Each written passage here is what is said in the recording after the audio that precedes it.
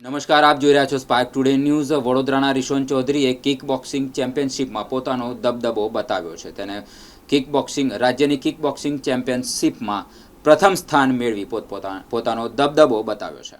19 April 2026ના સમા sports complex ખાતે રમાયેલી રાજ્ય કિક બોક્સિંગ ચેમ્પિયનશિપમાં હોરસ એકેડેમીના ફાઇટર રિશોન ચૌધરીએ પોતાની વિલક્ષણ પ્રતિભાનો પરિચય આપતા પ્રથમ સ્થાન પ્રાપ્ત કર્યું હતું। આ શાનદાર જીત સાથે રિશોને હવે પ્રતિષ્ઠિત નેશનલ ચેમ્પિયનશિપ માટે પોતાની ટિકિટ કન્ફર્મ કરી લીધી છે। રિશોને મેદાનમાં અદ્ભુત ટેકનિક અને અડગ આત્મવિશ્વાસે દર્શાવી વિરોધીઓને પછાડ્યા છે।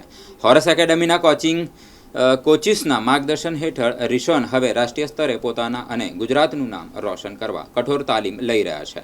રાજ્ય કિક બોક્સિંગમાં પ્રથમ ક્રમ ગોલ્ડ મેડલ આગામી તેમનું લક્ષ્ય છે નેશનલ ચેમ્પિયનશિપ અને આંતરરાષ્ટ્રીય સ્તરે ભારતનું પ્રતિનિધિત્વ કરવાનું। આ સફળતા બદલ રમતગમત જગત અને એકેડેમી દ્વારા રિશોન પર શુભેચ્છાઓનો વરસાદ થઈ રહ્યો છે।